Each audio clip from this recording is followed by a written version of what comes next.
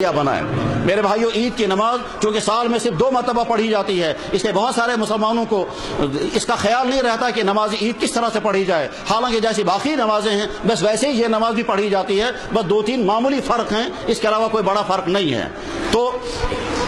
बाकी जैसे नमाजें, एक नमाज फर्ज होती है, एक नमाज वाजिब होती है, नमाज ईद जो है ये नमाज वाजिब है। तो जब हम नमाज पढ़ने के लिए खड़े होंगे, नमाज ईद के लिए ना अजान होती है, नमाज ईद के लिए ना इकामत होती है, सीधे जमात सफ़े कायम की जाती हैं और सफ़े कायम करने के बाद फिर नियत की जाती है, हम वाजिब नमाज ईद अदा कर रहे हैं। हम नियत करते हैं हम अल्लाह की बारगाह में 2 रकात नमाज ईद अदा करेंगे जो वाजिब हैं, और उसमें 6 तकबीरें ज़ायद पढ़ी जाती हैं। तरीका उसका यह है कि इमाम जब अल्लाहु अकबर कहता है तो तमाम मुक्तदी भी अल्लाहु अकबर कहेंगे, और उसके बाद फिर हाथ बांधे जाएंगे। हाथ बांधने के बाद फिर इमाम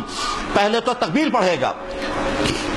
पहले तो सना पढ़ेगा, सुबहानक अल्लाहुम्मा पढ़ने के बाद फिर इमाम 3 तकबीरें कहेगा, तमाम मुक्तदी 3 तकबीरें कहें, और 3 तकबीरें कहने के बाद फिर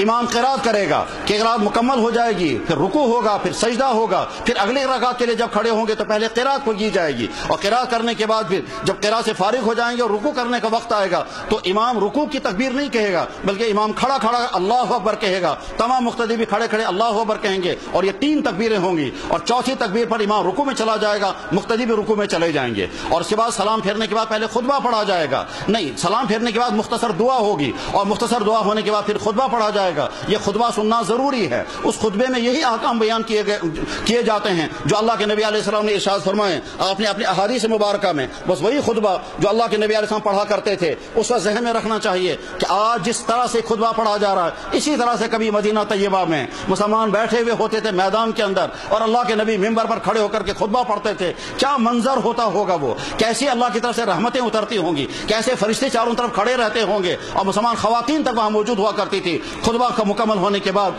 बस नमाज ईद मुकम्मल हो जाती है, और उसके बाद फिर मुसलमान अपने अपने घरों को इस्तिग़फ़ार करते हुए तकबीर पढ़ते हुए रुख़्सत हो सकते हैं। अल्लाह जल्ल शानुहु